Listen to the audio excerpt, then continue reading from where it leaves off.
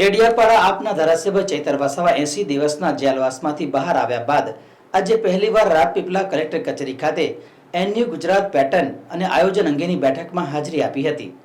આ બેઠકમાં મુખ્યમંત્રી વન અધિકાર ખેડૂત એફઆરએના 1 કરોડના કામો અને આયોજન સમિતિ બેઠક તથા ન્યૂ ગુજરાત પેટર્ન 60 કરોડના કામોના આયોજનની બેઠકમાં પોતે આપેલા કામો કાઢી નાખ્યા હોવાની ગંભીર ફરિયાદ કરી હતી અને જણાવ્યું હતું કે કેટલાક અધિકારીઓએ બહારના એનજીઓ કોન્ટ્રાક્ટરો સાથે મળીને બિનજરૂરી કામો મંજૂર કર્યાનો ચૈતર વસાવાએ આક્ષેપ કરી વિરોધ દર્શાવ્યો હતો। આ પ્રસંગે કલેક્ટર અને પ્રયોજના વહીવટદારે મંગળવાર સુધી બાહેધરી આપી હતી। તેની સામે ચૈતર વસાવાએ જણાવ્યું હતું કે જો અમારા કામોનો સમાવેશ કરવામાં નહીં આવે તો આજ કલેક્ટર કચેરી પર ધરણા પ્રદર્શન કરવાની ચૈતર વસાવાએ ચીમકી આપી હતી।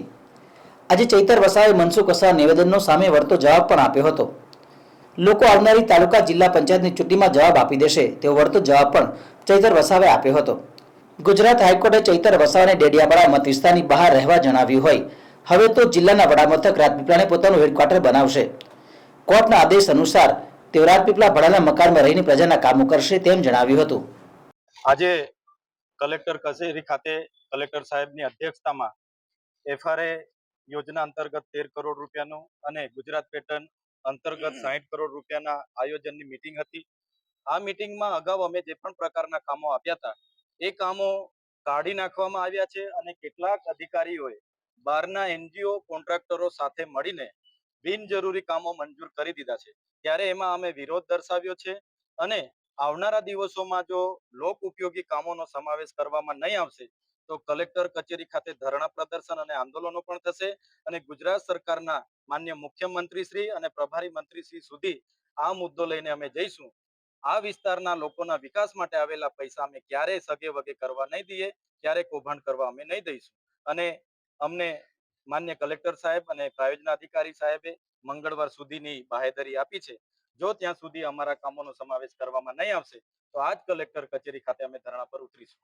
ખાસ કરીને ગઈકાલે મનસુખ વસાવાએ સ્કૂલ સુરતમાં ભવનમાં હાડકા નાખવાની વાત કરી છે। કાલે તો મને કોઈએ આમંત્રણ આપ્યું નથી એટલે એ કાર્યક્રમમાં હું ગયો નથી। માર્ગ અને મકાન વિભાગ પર એ બાબતે આવનારા દિવસોમાં હું ખુલાસો માંગીશ।